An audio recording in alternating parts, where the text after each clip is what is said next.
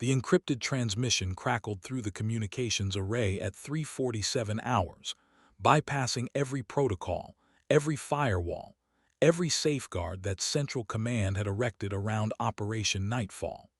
Lieutenant Colonel Raven Blackwood stared at the green phosphor display, her coffee growing cold as the impossible message repeated itself in steady, defiant pulses.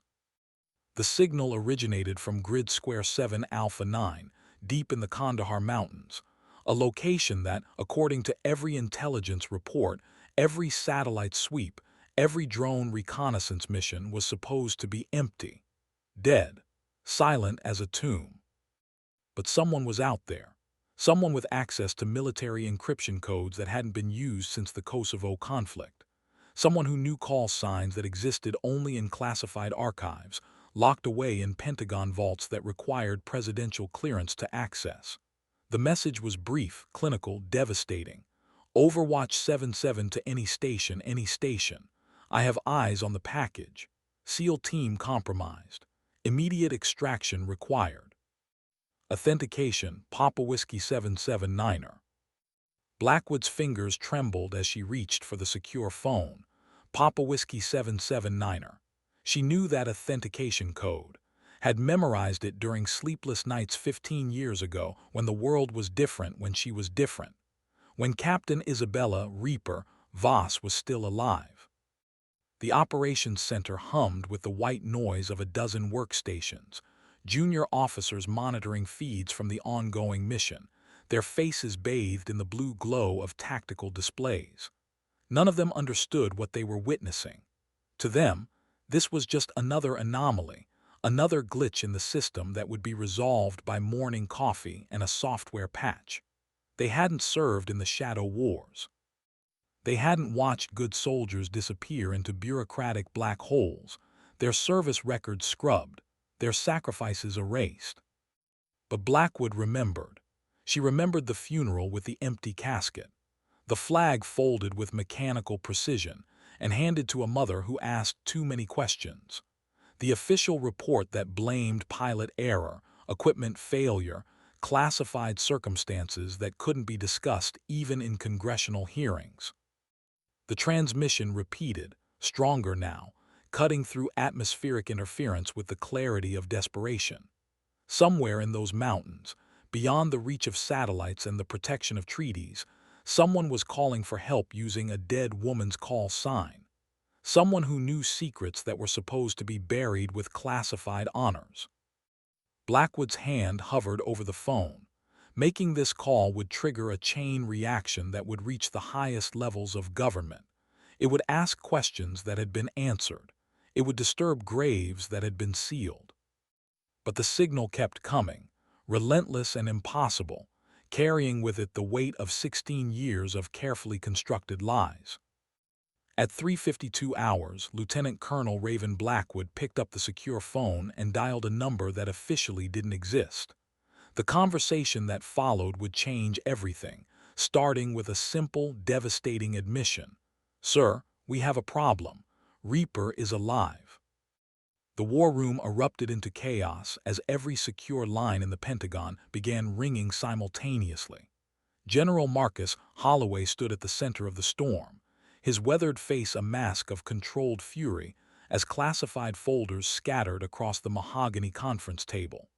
23 years of military service had taught him to expect the impossible, but this violated every principle of operational security he'd spent his career protecting.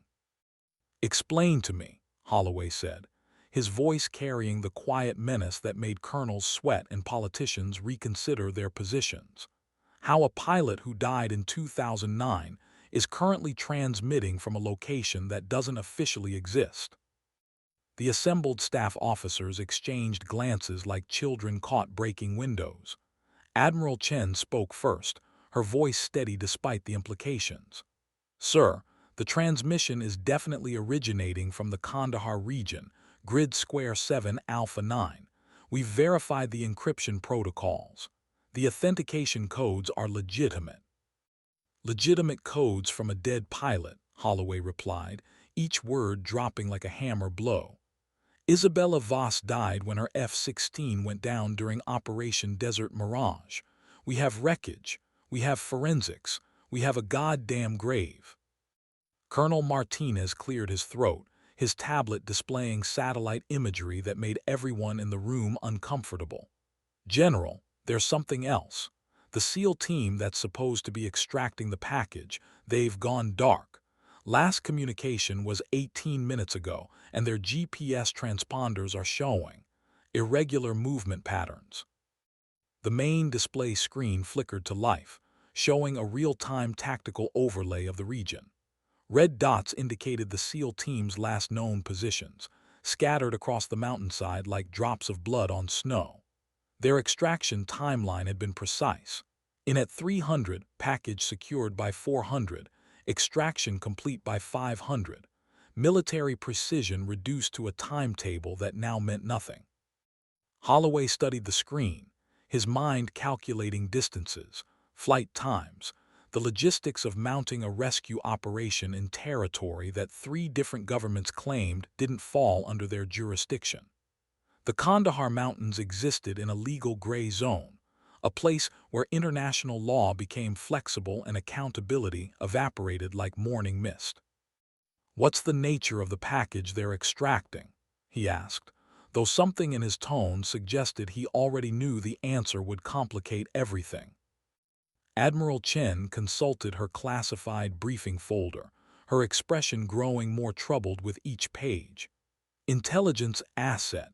High-value target with information about weapons trafficking routes through the region. The operation was classified at the highest levels. And now we have a dead pilot offering to provide overwatch for a mission she shouldn't know exists, Holloway said. He walked to the window, staring out at the Washington skyline where normal people lived normal lives, blissfully unaware that their government was trying to solve an impossible equation. "Get me Captain Blackwood on the secure line. If someone's using Reaper's call sign, she'll know why." The room fell silent except for the electronic whisper of encrypted communications and the distant rumble of traffic on the Potomac. Outside, the sun was rising over a world that believed Isabella Voss was dead. But in the mountains of Afghanistan, someone was proving that death, like everything else in the intelligence community, was just another cover story waiting to be exposed. Captain Blackwood's voice crackled through the secure connection, steady despite the impossible circumstances surrounding the transmission. "General, I've been monitoring the frequency for the past hour. The signal strength is increasing, and the transmission intervals are becoming more frequent. Whoever this is, they're not going away." General Holloway gripped the phone tighter, his knuckles white against the black plastic. Through the reinforced windows of the war room, he could see the Pentagon's parking lots filling with the morning shift, thousands of people whose jobs involved managing the carefully ordered chaos of American military power. None of them knew that their entire understanding of a classified operation from 2009 was potentially built on lies. "Raven," he said, using Blackwood's call sign in a tone that carried 16 years of shared history, "I need you to tell me something, and I need you to tell me the truth. When Isabella went down, were there any irregularities in the mission parameters?" The pause stretched across encrypted channels and classified airspace, filled with the weight of secrets that had been buried under layers of official reports and congressional briefings. When Blackwood finally spoke, her voice carried a tremor that hadn't been there before. "Sir, there were questions about the crash site, about the wreckage pattern. The investigators found evidence consistent with a controlled descent, not mechanical failure, but the official report cited engine malfunction due to hostile fire." Holloway closed his eyes, feeling the familiar weight of command decisions that rippled through decades. "What kind of questions?" The debris field was too clean, too organized, like someone had arranged it. And the body, "General, we never actually recovered a body, just enough biological material for a positive DNA identification." The war room had gone silent, every conversation stopping as the implications settled over the assembled officers like fallout from a nuclear detonation. Colonel Martinez spoke first, his voice barely above a whisper. "Sir, are you suggesting that Captain Voss faked her own death?" Before Holloway could respond, the main communications array erupted with incoming signals. The transmission from Grid Square 7 Alpha 9 was joined by another signal, this one originating from a position 12 kilometers to the northeast, then another from the southwest. Within minutes, the board was lit up with active transmissions, all using the same encryption protocols, all broadcasting on frequencies that should have been inactive for over a decade. Admiral Chen stared at the display, her face pale. "General, we're receiving multiple signals from the entire region. It's like someone just activated a network that's been dormant for years." The largest screen in the room flickered, then resolved into a grainy video feed that made everyone freeze. The image showed a mountainous landscape at dawn, the camera positioned on high ground overlooking a valley where smoke columns rose from what appeared to be wreckage. But this wasn't random destruction. The smoke patterns were deliberate, forming letters visible from the air. The message was simple, devastating, and directed at anyone with access to military satellite feeds. "They're still alive." General Holloway stared at the screen, understanding with crystal clarity that Operation Nightfall had just become something much larger than a simple extraction mission. The satellite feed sharpened as technicians adjusted the signal parameters, revealing details that made every intelligence officer in the room question everything they thought they knew about covert operations in the region. The smoke signals weren't random. They were coordinates, precise to the meter, marking locations that corresponded to classified sites from operations spanning the last 15 years. Major Torres, the Pentagon's leading expert on Central Asian intelligence networks, spoke without looking away from the screen. "Sir, those coordinates. They're marking dead drop locations, safe houses, and extraction points from operations that were never supposed to be connected. Someone down there has access to intelligence that goes back to the beginning of our involvement in the region." Holloway's jaw tightened as he recognized the tactical signature of the smoke patterns. Isabella Voss had always been creative with field communications, finding ways to send messages that appeared random to enemy surveillance but carried precise meaning for friendly forces.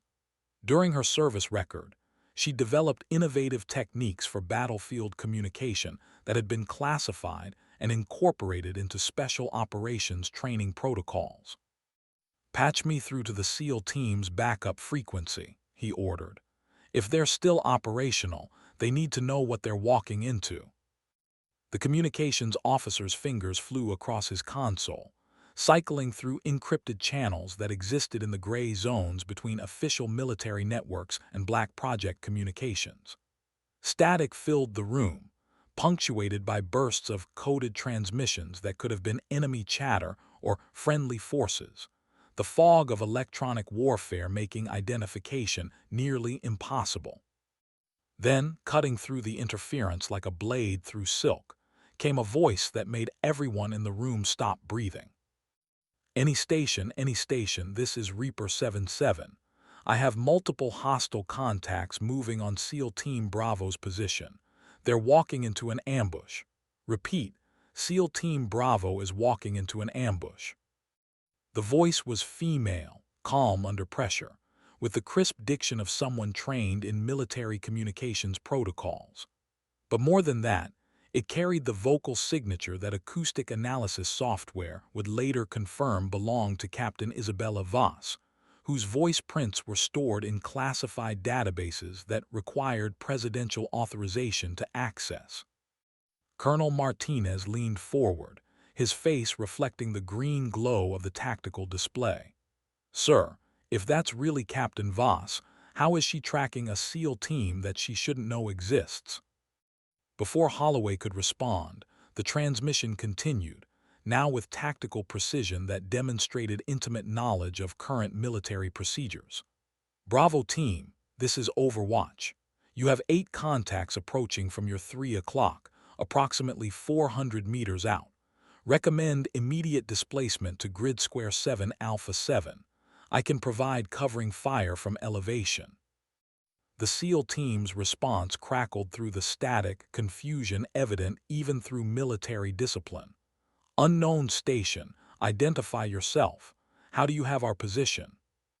Bravo team, came the reply, and now the voice carried an edge of urgency that penetrated the electronic distance between Afghanistan and Washington. My name is Isabella Voss, and I've been watching over you since you inserted. Now move your asses before I have to explain to your families why you didn't come home. The war room erupted into controlled chaos as every protocol for handling impossible situations activated simultaneously. General Holloway stood at the center of it all, a career soldier facing a situation that violated every principle of military logic he'd ever learned. But somewhere in the mountains of Afghanistan, the impossible was providing overwatch for American forces in danger. The SEAL team's leader, Commander Jake Rodriguez, had seen enough combat to know when to question orders and when to follow instincts that kept soldiers alive. The voice claiming to be Isabella Voss had provided tactical intelligence that was proving accurate with terrifying precision. As his team moved through the mountain terrain, avoiding the ambush positions exactly as described, Rodriguez found himself believing in ghosts. Overwatch, this is Bravo 6, he transmitted, his voice barely above a whisper as his team navigated through terrain that aerial reconnaissance had marked as secure. How do you have our mission parameters? The response came immediately, carrying with it the weight of operational knowledge that spanned decades. Bravo 6, I've been tracking black operations in this region since before you enlisted. The people you're hunting aren't just weapons traffickers. They're part of a network that's been feeding intelligence to hostile forces for 15 years. Your extraction target has information that could expose operations going back to the beginning of our involvement here. Rodriguez paused behind a rocky outcropping. His team spread in defensive positions that provided overlapping fields of fire while maintaining concealment from aerial observation. Through his scope, he could see movement in the valley below, armed figures moving with the tactical discipline of professional soldiers, not the irregular patterns of local insurgents. Overwatch, we're looking at military-grade opposition down there. These aren't the ragtag fighters we were briefed to expect. Negative, Bravo 6. What you're seeing is a professional intelligence operation designed to prevent your target from reaching American custody. They have Russian equipment, Chinese training, and Iranian funding. This isn't a simple extraction anymore. It's become a firefight between intelligence services. Commander Rodriguez felt his tactical situation crystallizing around him like ice forming on mountain streams. His team had trained for direct action, close quarters combat, and rapid extraction. They hadn't prepared for a proxy war between superpowers fought in mountain terrain that offered no easy escape routes. Through the static of electronic warfare countermeasures, another voice joined the conversation, General Holloway himself, speaking directly to forces in contact. Bravo team, this is Overwatch Command. Confirm your tactical situation and extraction timeline.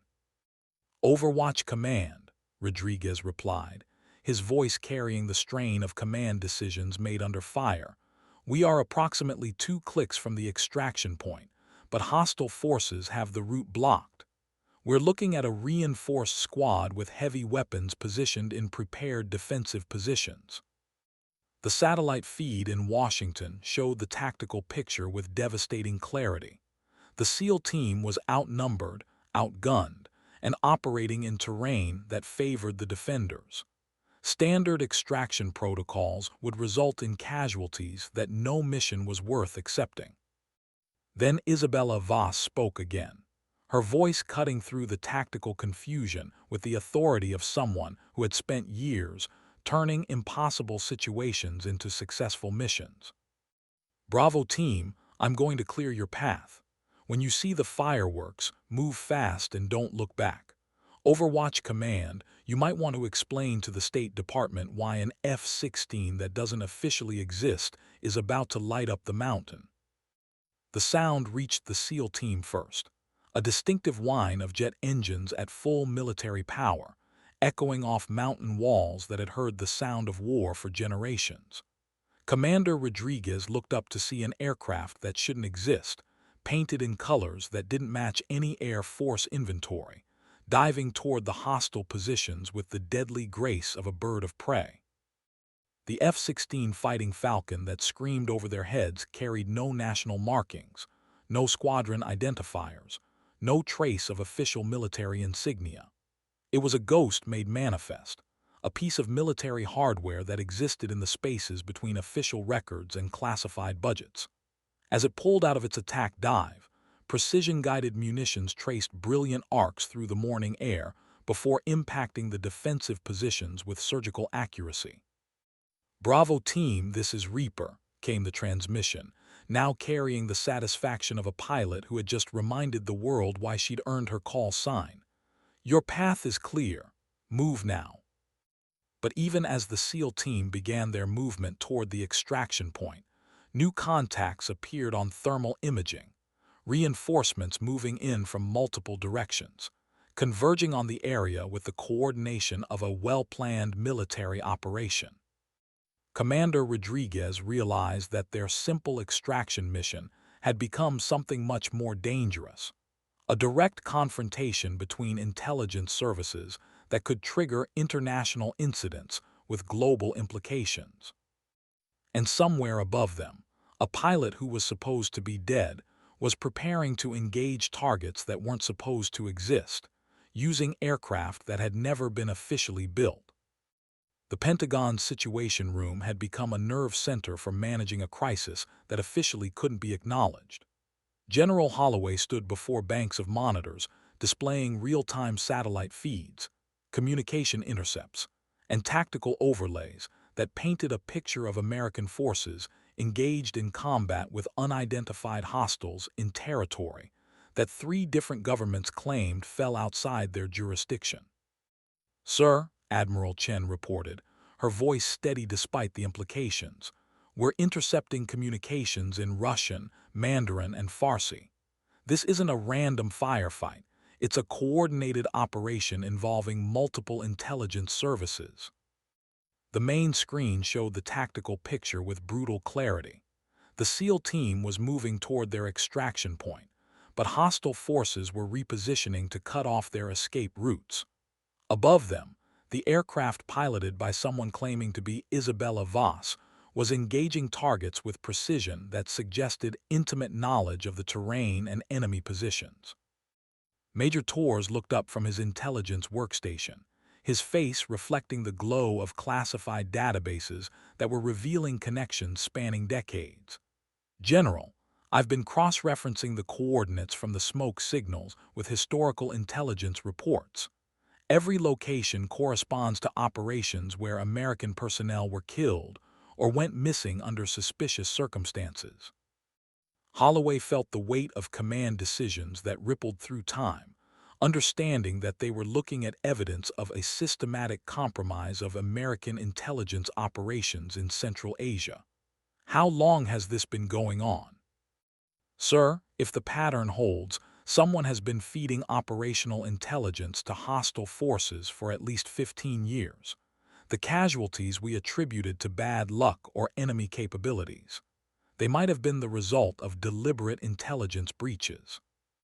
The implications crashed over the room like a tsunami of classified revelations. Every operation, every casualty, every tactical decision made in the region would need to be re-examined through the lens of systematic betrayal at the highest levels of government. Then Isabella Voss spoke again, her voice cutting through the static of electronic warfare with information that changed everything. "Overwatch Command, I have visual confirmation on the source of the intelligence leaks. There's an American communications relay station approximately 15 kilometers from the SEAL team's position. It's been compromised, and is actively transmitting operational data to hostile forces. General Holloway gripped the edge of the conference table, understanding that they were looking at treason on a scale that could undermine American military operations globally. Reaper, confirm your last transmission. You're saying American equipment is being used to compromise American operations. Affirmative, Overwatch Command. The relay station is broadcasting on frequencies that match known hostile intelligence networks. Whoever is running this operation has access to our communication protocols and is using them to coordinate attacks against our forces. The silence in the Pentagon war room was absolute, broken only by the electronic whisper of secure communications and the distant rumble of Washington traffic. Every officer present understood that they were witnessing the exposure of intelligence failures that reached the highest levels of government. But in the mountains of Afghanistan, a pilot who was supposed to be dead was providing the evidence needed to unravel a conspiracy that had been killing American soldiers for over a decade. Commander Rodriguez could hear the sound of his teams breathing through their comm system, each man hyper-aware that they were operating in terrain where the enemy seemed to know their every move before they made it. The F-16 providing Overwatch had bought them precious minutes, but thermal imaging showed hostile forces converging from multiple directions with the coordination of a well-planned military operation. Overwatch, this is Bravo 6, Rodriguez transmitted, his voice carrying the strain of tactical decisions made under impossible circumstances. We're 200 meters from the extraction point, but we've got company. Multiple contacts approaching from 3 directions. Isabella Voss's voice crackled through the static, now carrying an edge of urgency that penetrated the electronic distance between aircraft and ground forces. Bravo 6, hold your position. I'm seeing something that changes everything. Through his scope, Rodriguez watched as the approaching hostile forces suddenly stopped their advance, falling back to defensive positions as if responding to new orders. The tactical picture that had been crystallizing around his team like a closing trap suddenly shifted, creating gaps in the enemy formation that hadn't existed moments before. Bravo team, this is Reaper, came the transmission that would reshape their understanding of the entire operation. The hostiles are receiving new orders. Someone just countermanded their attack sequence. You have a 60-second window to reach the extraction point. Rodriguez didn't question the intelligence. He'd learned to trust information that kept his people alive, regardless of its source. His team moved through the mountain terrain with the fluid precision of soldiers who had trained together for years, each man covering his teammates as they displaced toward the helicopter landing zone that represented safety and home. But as they reached the extraction point, Rodriguez saw something that made him freeze. An American military helicopter approaching from the east, exactly on schedule, exactly as briefed. But there was also another aircraft approaching from the west, unmarked, unidentified, moving with the aggressive posture of an interceptor. Overwatch, we have a problem, Rodriguez transmitted. Unknown aircraft approaching the LZ from the west. Isabella Voss's response carried with it the weight of tactical knowledge earned through years of combat operations. Bravo 6, that aircraft is here to prevent your extraction. The people who compromise the intelligence networks don't want your target reaching American custody. The approaching helicopter bore Russian markings but flew with the tactical precision of Special Operations Forces. As it closed on the landing zone, Rodriguez could see armed figures preparing to fast-rope into positions that would trap his team between hostile forces and a mountain face that offered no escape. Reaper, we need immediate air support, Rodriguez called, knowing that his next few decisions would determine whether his team completed their mission or became another intelligence failure buried in classified files. Bravo 6, came Isabella Voss's voice, now carrying the calm authority of a pilot who had spent years turning impossible situations into successful missions. Trust me.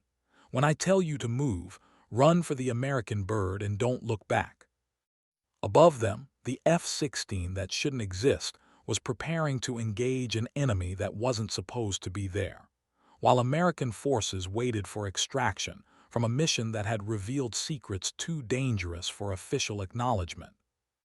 The mountain air exploded with the sound of jet engines at full military power as Isabella Voss brought her F-16 into an attack profile that would have impressed instructors at the Navy's elite fighter weapons school. The precision strike on the approaching Russian helicopter was surgical, disabling the aircraft without creating the fireball that would have violated international agreements about engagement rules in neutral territory. "Bravo team, move now," came the transmission that sent Rodriguez and his men sprinting across rocky terrain toward their extraction helicopter, which was settling onto a landing zone marked by smoke grenades and the collective prayers of soldiers who understood how close they'd come to becoming casualties of intelligence wars fought in shadows. As the SEAL team reached their aircraft, Rodriguez turned for one last look at the mysterious F-16 that had provided overwatch for their impossible mission. The aircraft was climbing toward mountain peaks that had witnessed centuries of warfare, its pilot invisible behind the canopy, but real enough to have saved American lives when official channels had failed.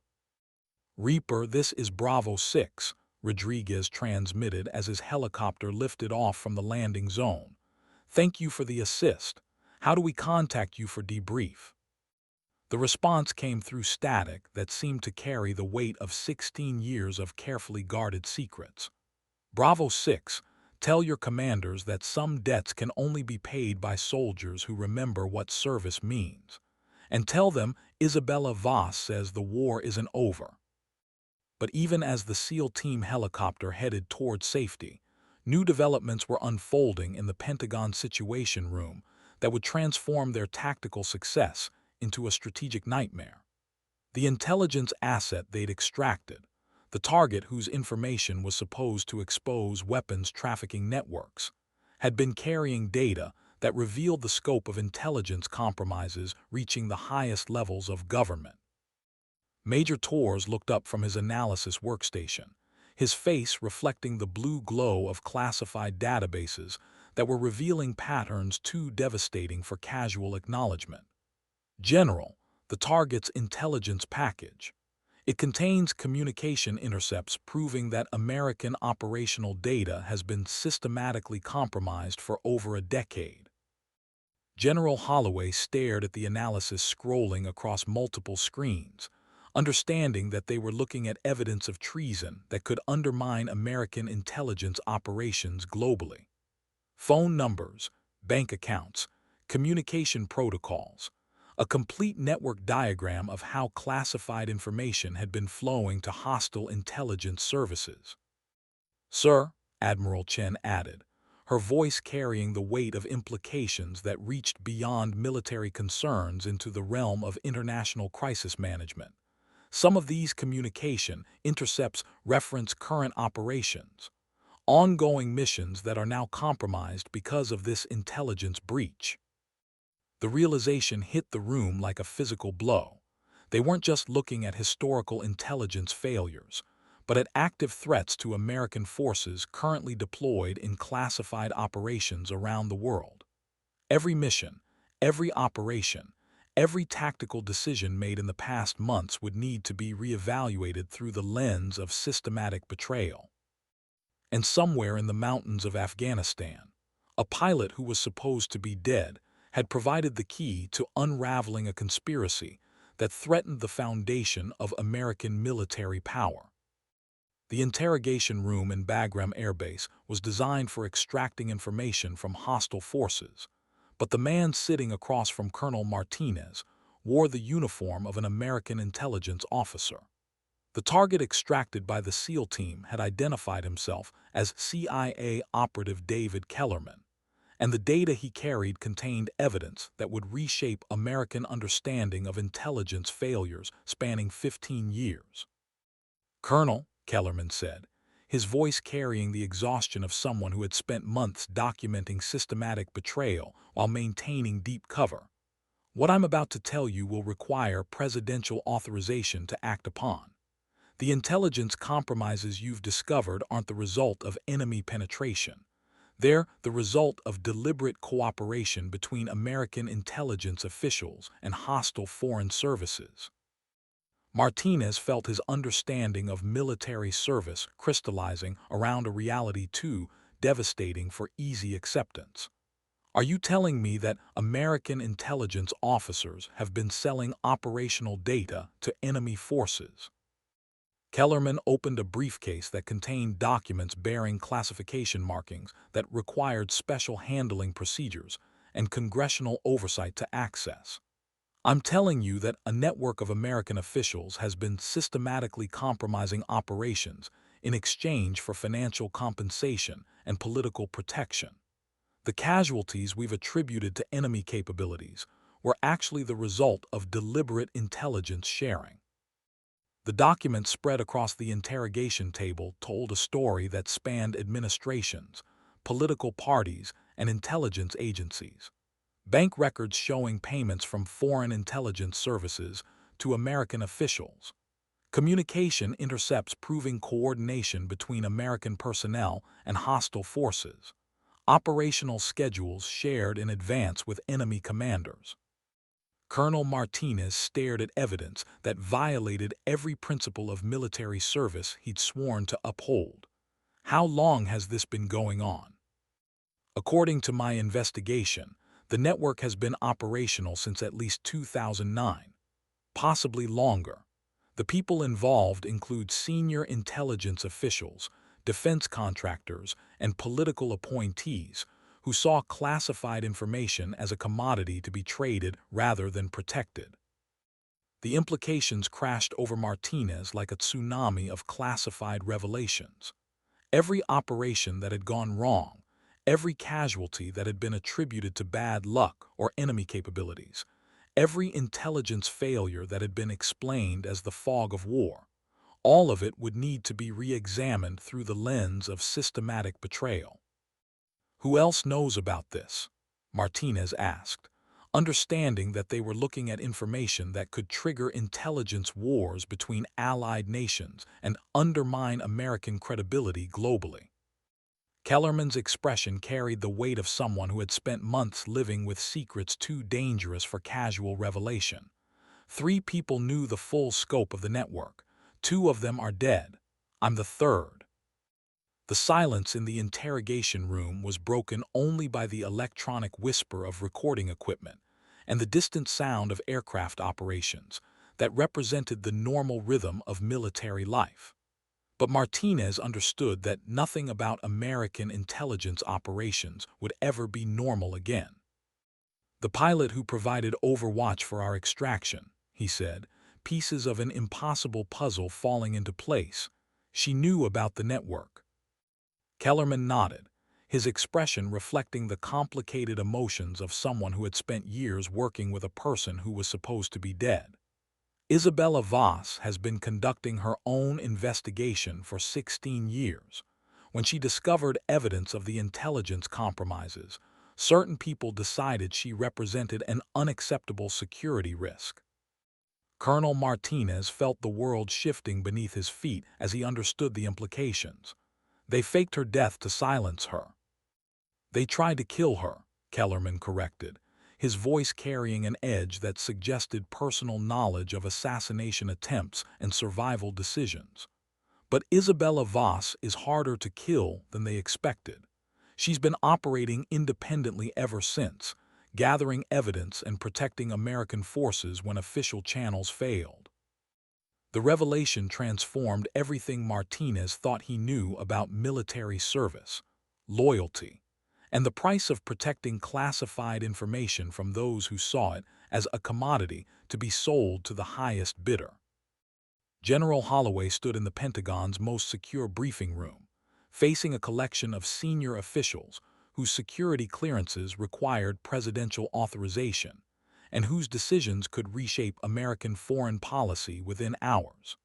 The evidence spread across the conference table told a story that violated every assumption about American intelligence capabilities and the trustworthiness of personnel with access to classified information. "Ladies and gentlemen," Holloway began, his voice carrying the weight of revelations that would require careful management to prevent international crises. "We are looking at evidence of systematic intelligence compromises that have resulted in American casualties over a 15-year period."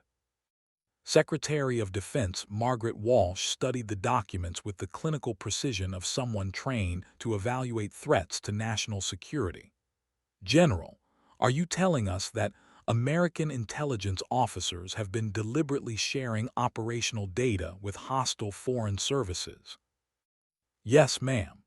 The network includes senior officials from multiple agencies, defense contractors with access to classified information, and political appointees who saw intelligence data as a source of personal enrichment rather than national protection." The silence in the room carried the weight of implications that reached beyond military concerns into the realm of constitutional crisis.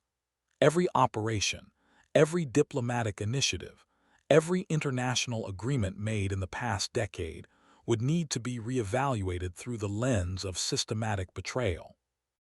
Director of National Intelligence Robert Harrison leaned forward, his expression reflecting the careful calculation of someone whose career had been built on managing information that could trigger wars or prevent them.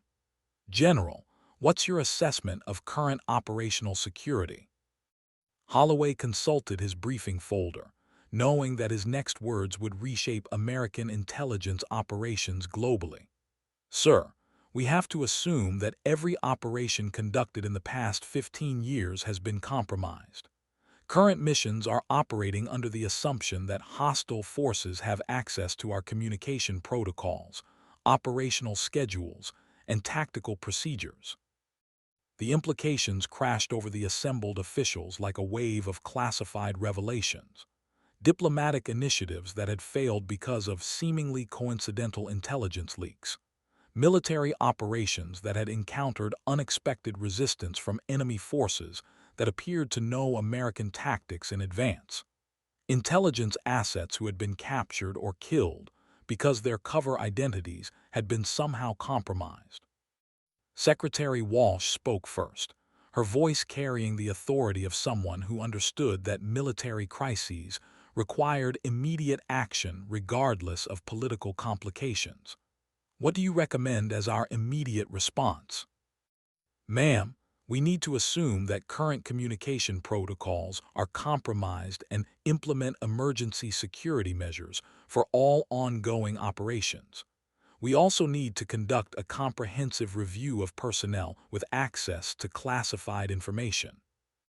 But even as they discussed damage control measures, everyone in the room understood that they were looking at intelligence failures that could undermine American military effectiveness for years to come.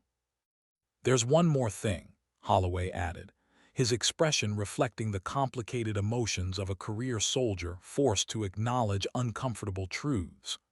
"The pilot who exposed this network, Captain Isabella Voss, has been operating independently for 16 years, conducting her own investigation while officially listed as killed in action." The room fell silent as officials processed the implications of a dead pilot providing intelligence that had exposed treason at the highest levels of government. The secure communication array in Isabella Voss's mountain hideout represented 16 years of careful preparation, built with equipment obtained through intelligence networks that existed in the gray zones between official military channels and black market arms dealers. Every component had been selected for reliability, durability, and the ability to operate independently of infrastructure that could be compromised or controlled by hostile forces. She sat before banks of monitors displaying real-time intelligence feeds, communication intercepts, and satellite imagery that painted a comprehensive picture of American military operations across Central Asia. For 16 years, she had watched, documented, and occasionally intervened, when official channels failed to protect American forces from threats that originated within their own intelligence services.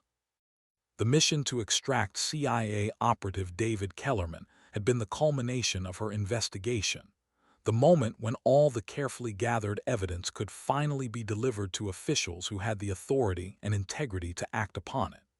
But even as she monitored the Pentagon's response to Kellerman's revelations, Isabella understood that exposing the intelligence network was only the beginning of a much larger challenge. Her communication console crackled with an incoming transmission on frequencies that required presidential authorization to access. Reaper 77, this is Overwatch Command. We need to establish secure communication for operational debriefing. Isabella's fingers moved across her console with the practiced efficiency of someone who had spent years managing classified communications under hostile conditions. Overwatch Command, I've been monitoring your response to the intelligence package. The network we exposed represents immediate threats to ongoing operations that require emergency countermeasures. General Holloway's voice carried across encrypted channels with the authority of someone who understood that military crises required direct communication regardless of official protocols. Captain Voss, we need your assessment of current operational security and recommendations for protecting American forces. Isabella consulted her intelligence databases, cross-referencing current operations with the communication patterns she'd been tracking for over a decade. General, the network has been monitoring American operations in real time. They have advanced knowledge of mission parameters, extraction schedules, and tactical procedures.